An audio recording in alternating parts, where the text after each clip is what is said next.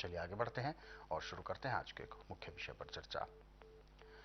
गुरुजी, आज के इस अंक में हम अनिद्रा को लेकर बात करेंगे। नींद लेना सभी के लिए बहुत जरूरी है। जैसे ये शरीर के लिए भोजन जरूरी है, ऐसे ही शरीर के लिए नींद भी जरूरी है, आराम जरूरी है। अब बात यह आती है कि नींद कोई ऐसी चीज नहीं है जो खाई और हो गया, लेकिन नींद एक ऐसी है जो स्वाभाविक आती है। जो व्यक्ति थक जाता है, लेटता है, तो स्वाभाविक नींद आती है, तभी शरीर को एनर्जी भी मिलती है और आराम मिलता है। नींद नहीं आती तो ये किसी प्रकार का आप रोग मानते हैं इसको, या कोई बैलेंस बिगड़ना इसको मानते हैं, या मानसिक तौर पर परेशान होना, किस तरीके की समस्या है ये?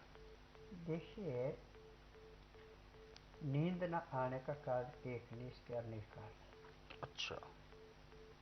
आपको कोई ऐसा सदमा लग गया जो आपके दिमाग में बैठ गया, आपको नींद नहीं आई। बिल्कुल।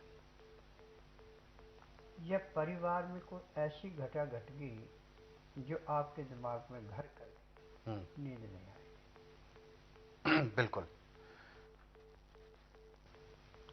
तो ये जो चीजें हैं, ये तभी आपको बताई जाती हैं क्योंकि अक्सर जब भी हम अपने आप को सोचते हैं कि हमें आराम करना चाहिए, हम जब सोचते हैं कि हमें थोड़ा सा शरीर को रेस्ट देना चाहिए, परंतु वो रेस्ट बैठे बैठे या लेटे लेटे नहीं हो पाता। और ऐसे में जरूरी है एक स्वाभाविक नींद आना। प्राकृतिक जो नींद होती है वही हमारे शरीर को ऊर्जा भी दे पाती है, क्योंकि जैसे एक मोबाइल बिना चार्ज के एकदम शिथिल पड़ जाता है, ऑफ हो जाता है, ऐसे ही हमारा शरीर है। तो जो चार्जिंग है वो हमें नींद से मिलती है। तो आइए इसी विषय पर हम जानेंगे गुरुजी, किस किस कारणों से अनिद्रा की जो प्रॉब्लम है वो आती है? देखिए, सबसे पहले तो है कि यदि आपको कोई सदमा लग गया तो नींद नहीं आएगी, वो दिमाग में घूमती रहेगी, दिमाग उसको खोजता रहेगा, नींद नहीं और आएगी। परेशानी बनी रहेगी। हाँ। दूसरा है कि आपसे कोई ऐसा नुकसान हो गया जिसको आप बर्दाश्त नहीं करें, सदमा है, नींद नहीं आएगी।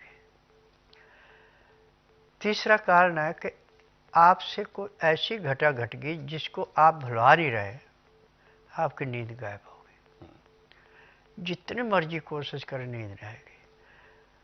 अब मेडिकल में इसमें कंपोज गोलियां देते हैं, इंजेक्शन लगाते हैं, आदमी का शरीर सुन्न कर देते हैं। अब रहेगा वो जागता, परंतु उसकी आंखें नहीं खुलेंगी। आप बोल रहे हैं, सुन रहे हैं, ना वो बोलेगा ना जवाब देगा, आंखें बंद रखेगा, पड़े रहेगा ऐसे। यह है एक बनावटी नींद। स्वाभाविक नींद होती है कि चाहे ढोल नगाड़े जो मर्जी बजते रहें, उसको कुछ पता नहीं लगता। अब ऐसे तो हमारे पास एक नहीं, इसकी सैकड़ों दवाइयाँ हैं। अभी जो मैं टीवी के माध्यम से आपको बताने जा रहा हूँ, इसमें 5 चीज़ों का मेल है। नंबर 1, सूंठ। नंबर 2, वरुण की छाल। नंबर 3, गोखरू। ये तीनों चीजें कूट के पीस के पाउडर बना लें। अब ये पाउडर आपने 30-30 ग्राम लिए तो 90 ग्राम बन गया तीनों का। अब 90 ग्राम को आप उबालेंगे 10 लीटर पानी में, और 10 लीटर का जब आपके पास 2 लीटर पानी रहा, 8 लीटर सूख गया, तो उसको छान के नीचे रख लेना। अब इसमें जौ खार,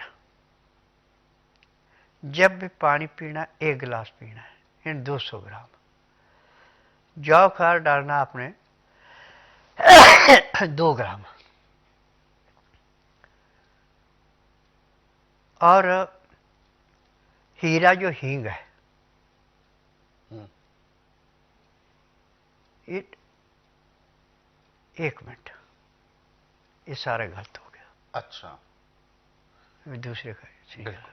तो इसके लिए जो उपयोग, नींद नहीं आ रही है, हाँ हाँ, जब हम नींद से बेचैन हो गए, जी, तो हमें सौंठ 10 ग्राम और 20 ग्राम इसमें गुड़ मिलाना और 2 ग्राम इसके अंदर जौ खार मिलाना। अब इसको मिला करके जैसे लड्डू होता है ऐसे लड्डू बना लिया। अब इसके खाने से उसको भयंकर नींद आएगी। यदि रात को आपने 8 या 9 बजे सोना तो इसको 6 या 7 बजे ले लें। ऊपर से गाय का दूध वो जरूरी है, क्योंकि गर्म होता है, फिर उसको तरगम करना है। अच्छा। हमेशा सौंठ हर चीज को अपने सांचे में ढाल लेती है, यानी होनी को होनी बनाना सौंठ का काम है। अब जब आप इस प्रकार से लेंगे तो आपको चाहे उस दिन 2 घंटे नींद आए चाहे 4 आए, इसको मैं नहीं कह सकता कितनी आएगी पहले दिन, परंतु आपको नींद अच्छी आ गई। अब आप चाहते हैं कि मुझे और नींद आए तो आप दिन में भी एक खुराक ले सकते हैं। अच्छा। और हफ्ते में आपको स्वाभाविक नींद 8 घंटे आना शुरू हो जाए, फिर इसके लेने की जरूरत नहीं है। ये चीजें ऐसी हैं जो कि पैर के तलुए से सिर के बाल तक की हर एक चीज को अपने संतुलन में लाती है। अब नींद किस लिए जरूरी है कि जैसे आपका मोबाइल है जी। बैटरी इसकी खत्म होगी, अब जब तक आप इसको चार्ज नहीं करेंगे तो आप मोबाइल से बात नहीं कर सकते। जब तक आपकी निद्रा पूरी होकर जो आपके शरीर की एलर्जी थी पूरी नहीं होगी तो शरीर नहीं स्वस्थ होगा। तो 8 घंटे नींद तो हर प्राणी के लिए अति आवश्यक है। जिनके ऊपर काम का बोझ ज़्यादा उनको 6 घंटे लाजमी है। यदि 4 घंटे या 3 घंटे सोते हैं तो ज़्यादा देर तक नहीं चल सकते। और जो बच्चा 10 साल से नीचे है, इस बच्चे के लिए 12 से 14 घंटे नींद होना अति आवश्यक है।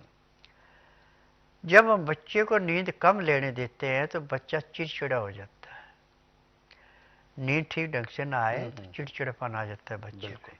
अब कई माँ बाप की ये शिकायत होती है, हमारा बच्चा ऐसे तो सब कुछ ठीक है परंतु चिड़चिड़ा बहुत है। जब उसकी निंद्रा पूरी नहीं होगी तो चिड़चिड़ापन तो रहेगा। अब जो चिड़चिड़ापन होता है जिसको, उसके लिए हमें अदरक का रस बच्चे के हिसाब से, जैसे बच्चा आपका 5 साल से नीचे है तो 1 चम्मच, 5 साल से ऊपर है तो 2 चम्मच, और उसमें 2 चम्मच शहद मिला के उस बच्चे को पिलाना शुरू कर दें तो उसको स्वाभाविक नींद भी आना शुरू होती है, चिड़चिड़ापन भी खत्म हो जाता है। ये शहद के गुण और अदरक के रस के अंदर गुण है। और एक सबसे जरूरी बात बताऊं कि अदरक, जैसे आप सफर में जा रहे हैं और आपको पानी माप के नहीं आ रहा है, यदि अदरक आपकी जेब में है या आपके थैले में है तो जब भी आपने पानी कहीं पीना तो थोड़ी सी अदरक काट के मुंह में डाल लो और उसको चबाते जाओ, पानी पीते जाओ। आपको पानी नुकसान नहीं करेगा, अदरक उस पानी को पिचा लेगा। यानी इसके अंदर चुंबकीय शक्ति है।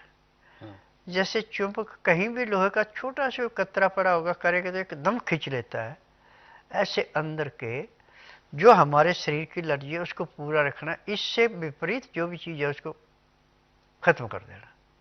ये अदरक की विशेषता है। जहां अदरक नहीं मिलता वहां फिर सौंठ से काम लेते हैं, जो सूखी अदरक है उसको सौंठ बोलते हैं। आज मेरे को एक चैलेंज मिला था कि हमारा बच्चा बहुत चिड़चिड़ा है और ये कहना नहीं मानता। मैंने जब उसको अदरक का रस और शहद दिया तो उसके बाद वो तो सो गया। सोने के बाद जब 4 घंटे बाद वो उठा तो जो उसका स्वभाव था उसमें बहुत अच्छा परिवर्तन आ गया। अब माँ बाप भी खुश हुए। और उसमें एक सबसे बड़ी कमी थी कि उसका मुंह नहीं पूरा खुलता था, जबड़ा यहाँ से कसा हुआ था। तो उसमें अदरक, लहसुन और अमरबेल, अच्छा, ये तीनों चीज़ें पीस करके चटनी बना के सरसों के तेल के अंदर उसको भून करके, और जब उसका टेम्परेचर 12 से 15 डिग्री के बीच में आए तो उसका लेप कर दिया उसके पूरे चेहरे पे और इस पे गाल पे। तो जो उसका मुंह अकड़ा हुआ था वो 3 पट्टियों में मुंह खुल गया। अच्छा, अब जो वो कोई भी बात करता गुस्से में करता था, अब वो बड़ी शांति में बात कर रहा है। तो उसके माँ और बाप दोनों साथ थे। उन्होंने एक ही बात कही कि हमें तो सब ने कह दिया कि ये ठीक होने का नहीं है, और हमें अटल विश्वास था कि आप ठीक कर देंगे। तो हमारी इच्छा पूरी हो गई। मैंने कहा आप ये जो मैंने दवाइयाँ दी हैं तरीका आपको समझा दिया, करेंगे तो अब बच्चे को आगे तकलीफ नहीं होगी। और जो मैंने ये दवाई दी है आपको, ये दवाई ठीक ढंग से खिलाएंगे तो तोतलापन नहीं बोलेगा, बिल्कुल साफ बोलेगा। क्योंकि मैंने पूरे संसार से एक निवेदन किया है कि आंधे को दिखाना, बहरे को सुनाना, गूंगे से बुलाना, बांझ से संतान उत्पत्ति कराना, नमर्द को मान बनाना, अनहोनी को होनी करके दिखाना। क्योंकि मैं नाड़ी वैद्य हूं। मैं ना तो परिवार की हिस्ट्री पूछता, ना मशीनों से टेस्ट करता, और ना ही किसी किस्म की टेस्ट रिपोर्ट मांगता। और मुझे 10,000 जड़ी बूटियों की पहचान है जिनसे मैं उपचार करता हूं। और पैर के तलुए से सिर के बाल तक की MRI, CT scan, X ray, ultrasound, ECG, sonography, सब कुछ 5 सेकंड में हो जाते हैं। फिर उसमें जो भी कमी शरीर के अंदर पाई जाती है दवाइयाँ दी जाती हैं। दवाइयाँ खाने की हैं, दवाइयाँ पीने की हैं, मालिश करने के तेल हैं, आँख में, नाक में, कान में डालने की दवाइयाँ हैं। यदि नियम से दवाई रोगी लेता है तो पहले दिन 20% आराम तो उसको परमानेंट मिल जाता है, रोग चाहे कितने पुराने से पुराना। और 15 दिन में उसको 50 से 60% आराम मिलता है। महीने में रोग समाप्त होता है, दवाइयाँ बंद हो जाती है। मेरे आश्रम की दवाई सारी उम्र नहीं खानी पड़ती, ये विशेषता है।